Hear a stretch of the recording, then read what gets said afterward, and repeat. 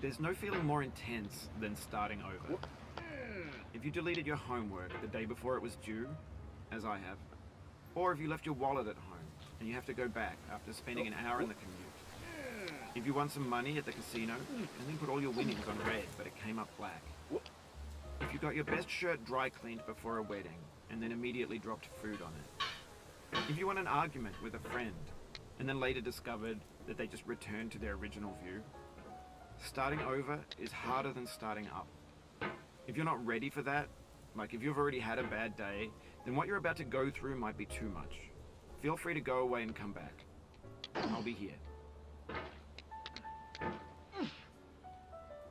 Alright, thanks for coming with me on this trip. I'll understand if you have to take a break at any point. Just find a safe place to stop and quit the game. Don't worry, I'll save your progress, always. Even your mistakes. This game is a homage to a free game that came out in 2002, titled Sexy Hiking. The author of that game was Jazzuo, a mysterious Czech designer who was known at the time as the father of B games. And B games are rough assemblages of found objects. Designers slap them together very quickly and freely, and they're often too rough and unfriendly to gain much of a following. They're built more for the joy of building them than as polished products. In a certain way, Sexy Hiking is the perfect embodiment of a B game. It's built almost entirely out of found and recycled parts, and it's one of the most unusual and unfriendly games of its time. In it, your task is simply to drag yourself up a mountain with a hammer. And that act of climbing, in the digital world or in real life, has certain essential properties that give the game its flavor. No amount of forward progress is guaranteed. Some cliffs are too sheer or too slippery. And the player is constantly, unremittingly in danger of falling and losing everything.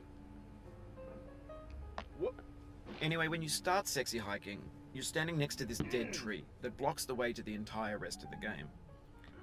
It might take you an hour to get over that tree, and a lot of people never got past it. You prod and poke at it, exploring the limits of your reach and your strength, trying to find a way up and over. And there's a sense of truth in that lack of compromise. Most obstacles in video game worlds are fake. You can be completely confident in your ability to get through them once you have the correct method or the correct equipment or just by spending enough time. In that sense, every pixelated obstacle in Sexy Hiking is real. The obstacles in Sexy Hiking are unyielding, and that makes the game uniquely frustrating. But I'm not sure Jazzuo intended to make a frustrating game.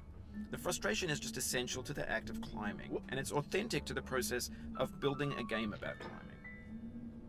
A funny thing happened to me as I was building this mountain. I'd have an idea for a new obstacle, and I'd build it, test it, and it would usually turn out to be unreasonably hard. But I couldn't bring myself to make it easier. It already felt like my inability to get past the new obstacle was my fault, as a player rather than as a builder. Imaginary mountains build themselves from our efforts to climb them, and it's our repeated attempts to reach the summit that turns those mountains into something real. When you're building a video game world, you're building with ideas, and that can be like working with quickset cement. You mold your ideas into a certain shape that can be played with, and in the process of playing with them, they begin to harden and set until they're immutable, like rock. And at that point, you can't change the world. Not without breaking it into pieces and starting fresh with new ideas. For years now, people have been predicting that games would soon be made out of prefabricated objects, bought in a store and assembled into a world. And for the most part, that hasn't happened, because the objects in the stores are trash.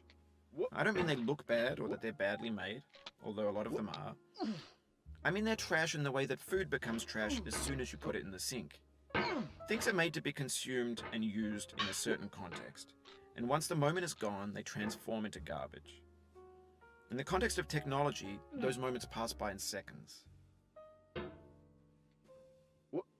Over time, we've poured more and more refuse into this vast digital landfill that we call the internet. It now vastly outnumbers and outweighs the things that are fresh and untainted and unused.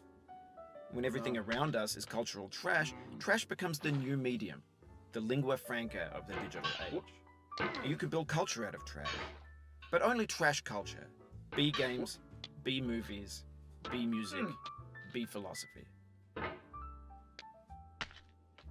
Maybe this is what digital culture is. A monstrous mountain of trash, the ash heap of creativity's fountain. A landfill with everything we ever thought of in it. Grand, infinite, and unsorted. There's 3D models of breakfast, Gen X's fanfic novels, scan magazines, green screen Shia LaBeouf, banned snuff scenes on LiveLeak. Facebook's got lifelike bots with unbranded adverts and candid shots of Kanye and Taylor Swift mashups, car crash epic failed GIFs, Russian dashcam vids, discussions of McRibs, discarded, forgotten, unrecycled, muddled, rotten, untitled. Everything's fresh for about 6 seconds, until some newer thing beckons, and we hit refresh. And there's years of persevering, disappearing into the pile, out of style, out of sight. In this context, it's tempting to make friendly content that's gentle, that lets you churn through it but not earn it. Why make something demanding if it just gets piled up in the landfill, filed in with the bland things?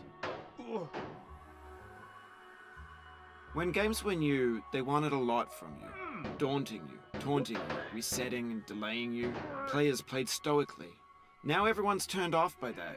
They want to burn through it quickly. A quick fix for the fickle. Some tricks for the clicks of the feckless.